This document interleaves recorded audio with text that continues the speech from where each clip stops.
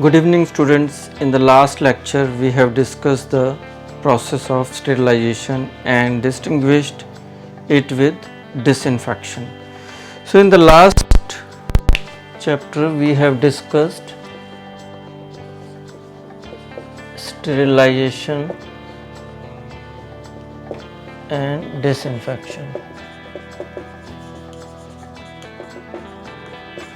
So sterilization, this is microorganism plus spores and only microorganisms.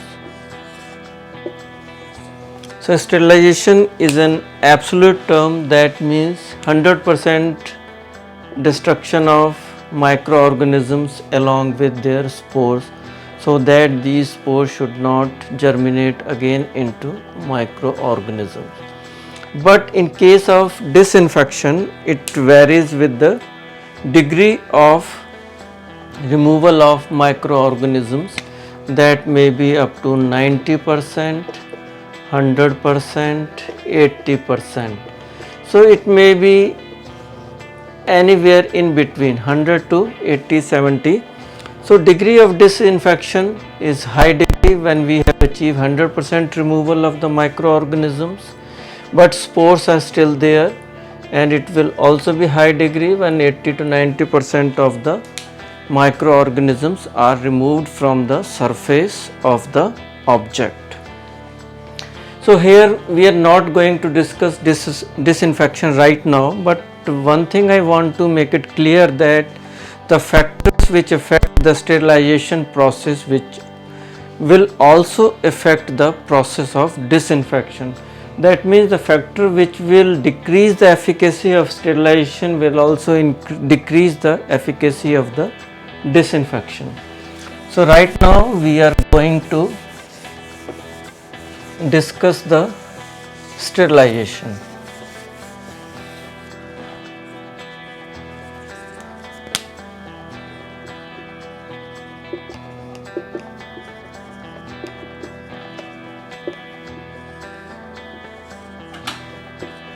So today we will mainly discuss what sterilization is. We have already discussed spores plus microorganism removal is sterilization. So what are the various methods of sterilizations which are commonly used in medical practice? In hospital scenario, the most common is your heat and these are chemicals. So heat may be your dry heat or wet heat. In chemicals may be gases and liquids. So these are the common things that we use in our medical practice. So depending upon the requirement, we may have to shift from heat to chemical, because some equipments may not be strong enough to withstand the high temperature and high pressure of the steam.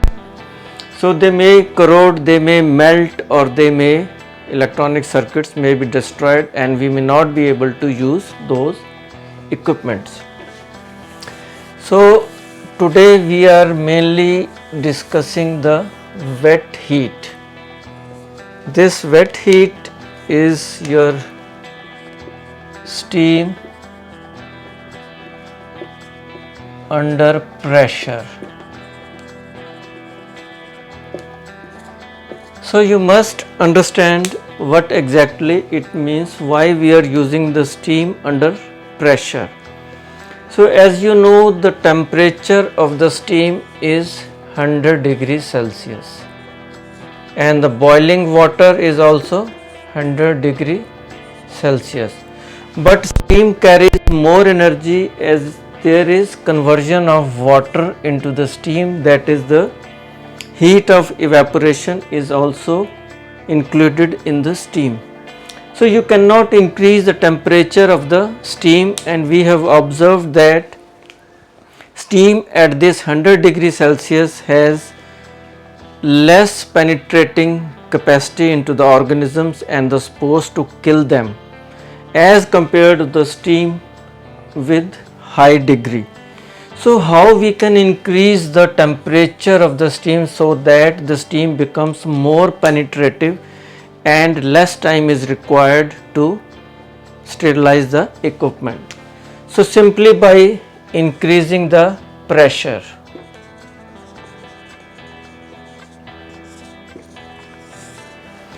So in a vessel in which we are sterilizing the equipment, we just have to increase the pressure of that vessel so that the temperature of the steam can be increased, penetrating power of the steam can be increased. So when we increase the increase the pressure, so depending upon how much pressure we are increasing, so with that we can increase the temperature of the steam more than 100 degree Celsius. So when this, and commonly used temperature is 120 to 121 degrees Celsius and 134 degrees Celsius. So these are the two common temperatures at which we are using. Here we have to wait for 30 minutes, here it is 10 minutes, because temperature is increased, pressure is increased, so penetrating power of the steam is increased. It can kill the microorganisms along with the spores in a lesser time as compared to the lower pressure and lower temperature that may require 30 minutes. So this is the basic fact about how the steam is effective, that means more effective at higher temperature and higher pressure. The main purpose of pressure is not to increase the penetrating power, it is just to increase the temperature of the steam so that steam becomes more penetrative and easily can kill spores as well as microorganisms in a shorter span of time. So next we will discuss what are the various factors that can affect the killing power of the steam. As we have discussed that this steam can kill the microorganism as well as the spores, but anything which comes in between the microorganism and the spore and the steam, so steam will have lesser penetrating power, so it will not be able to kill or destroy the microorganism as well as the spores. So to make that steam more effective, we have to take into consideration many factors which can affect the sterilization, the effect of the or effectiveness of the sterilization process by the steam under pressure. So these are the factors associated once we have completed the surgery or the instruments which are not sterilized, we have to sterilize. So we have to pack the instruments in cotton cloth, we have to clean the equipment, we have to remove the debris over the equipment from the previous surgery. So there are many factors which can decrease the efficacy of the sterilization by the steam or by any other method. They can also decrease the efficacy of the disinfection also. So let's move into various factors that can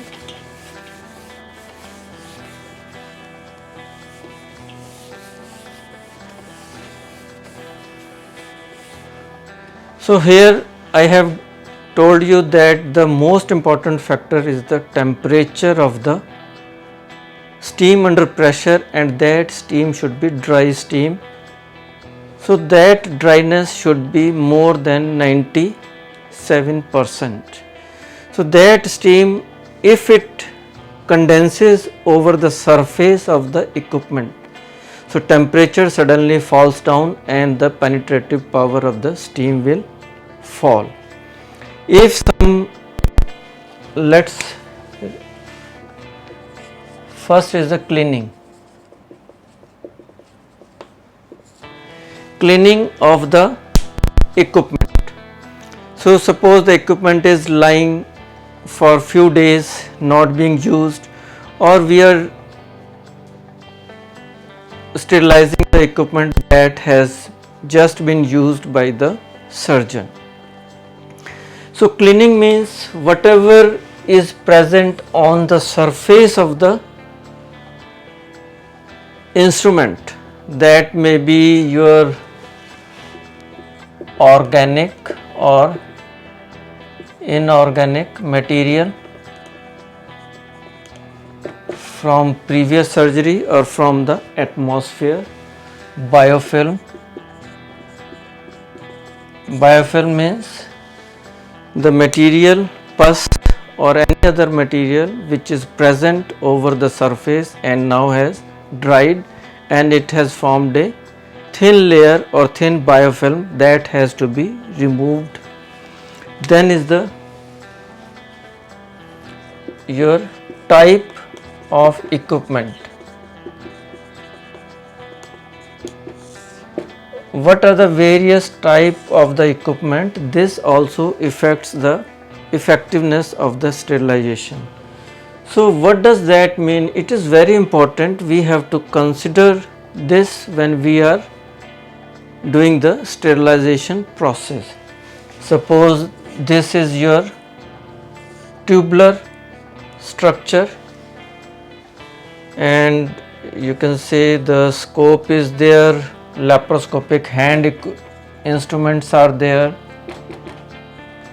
So steam can come into contact, can kill, but steam has to go inside also, so that whatever is present inside the lumen of the tubular structure should also be killed. Similarly, in case of scissors, like suppose if I take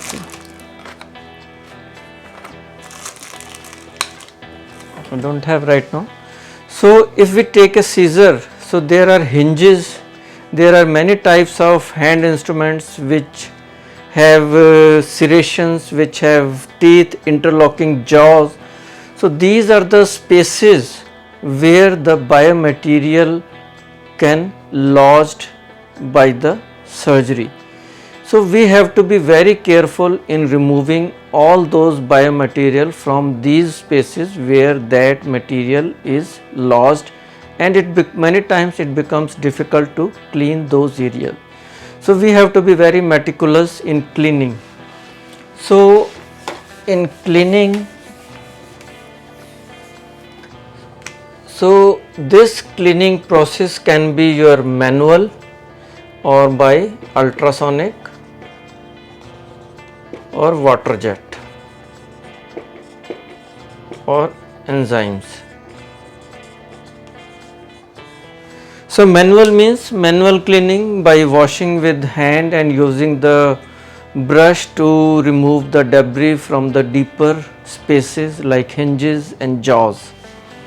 And ultrasonic, with the ultrasonic cleaners, we have to place the equipment in a ultrasonic container and switch off the machine that vibrates at a very high frequency and dislodge the material. We can also use along with that water jet, some facility is available, so that we can dislodge the biomaterial from the minor spaces. And enzymes are also there these days. These are the digestive enzymes. If biomaterial is present, these can digest the biomaterial and that digested biomaterial can be easily removed. So these are the common things which are. Next is the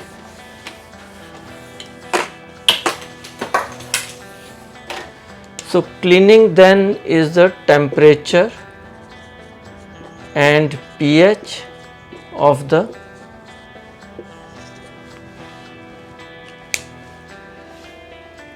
material that is used for your cleaning or sterilization process. So temperature and pH of the you can say the liquids, chemicals which we are using for cleaning the equipment.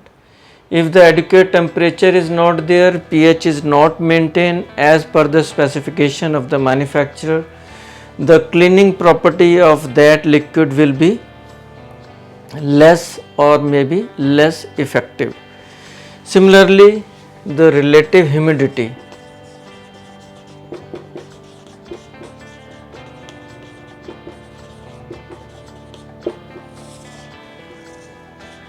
Relative humidity, I have told you that in case of autoclave or steam sterilization under pressure, the steam should be dry. So, if the atmosphere inside the chamber is humid, that will decrease the temperature of the steam. Steam will condense over the surface of the equipment and the penetrating power of the steam will be decreased. So, in that way it can decrease the effectiveness of your steam. Similarly, if we are using some chemicals, then the concentration of that chemical is very essential. So, concentration means the effective concentration as suggested by the manufacturer. So, to save the money, sometimes some people will do, if the concentration required is 1:3, they will do the 1:4. So, this 1:4 concentration will decrease the effectiveness of the your chemical which is used for the cleaning purpose. Then is the type of microorganism and type of the other, you can say, the things which are present. So, if the bioload is more microorganism which are resistant to the, you can see, the disinfectant which we are using to clean the equipment. So, that we have to take into consideration that we have used the equipment in such kind of patient where these bacteria, these other fungal materials were present, and we have to be very meticulous in using those specific disinfectant solution, and the contact with that disinfectant at relative temperature, humidity and pressure is required as per the manufacturer's instruction. So, when suppose we are using some kind of viruses which are very dangerous, so before putting that equipment into the autoclave or steam under pressure, so all those viral load should be decreased to the minimal possible. So, we can use the disinfectants that can kill those viruses, keep the equipment dipped in that, and then remove that, wash with water, dry it, and then pack it for the steam sterilization with steam under pressure. So, these are the common things that you have to take into consideration. Many times what happens when we sterilize the equipment, still we find that the infection rate after the surgery is high. We have done everything, we have maintained the temperature of the steam, pressure, time, humidity, everything we have maintained. But we have not done these things in a proper way. So, when these things are not done in a proper way, in that case the effectiveness of that sterilization process is decreased and the chances of infections increase. So, in the last we have to be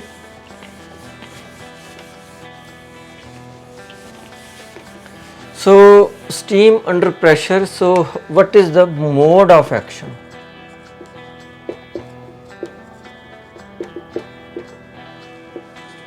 So, before that I want to mention that this steam under pressure is the cheapest, non-toxic and most commonly used method world over,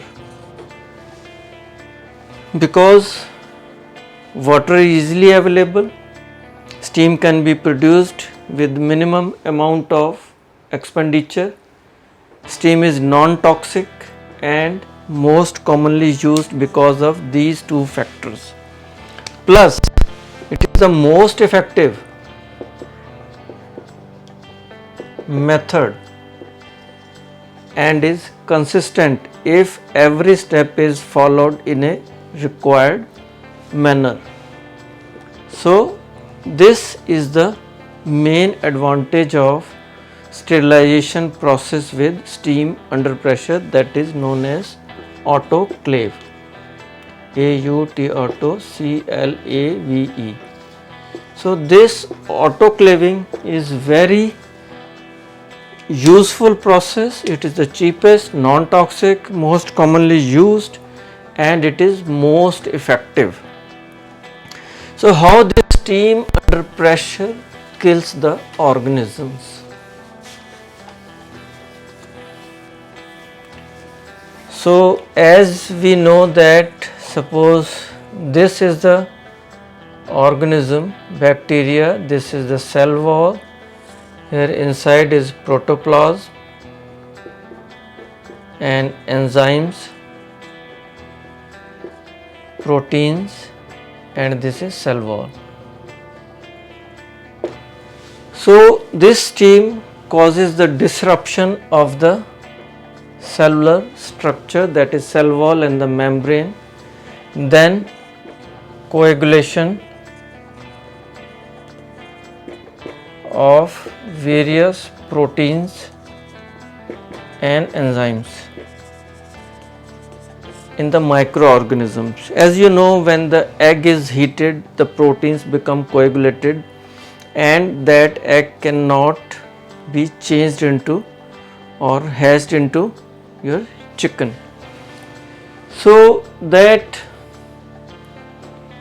thing, similarly in case of spores also, this causes the disruption of the protective structure. So it penetrate and it disrupt the cellular wall and whole of the spore is destroyed. So these are the things that you should know in case of steam under pressure, and in the next lecture I will discuss exactly how we do the autoclave and what are the various things we can do or sterilize with steam under pressure, and what are the various things that has to be avoided, and what are the other various methods that can be used to sterilize the medical equipment.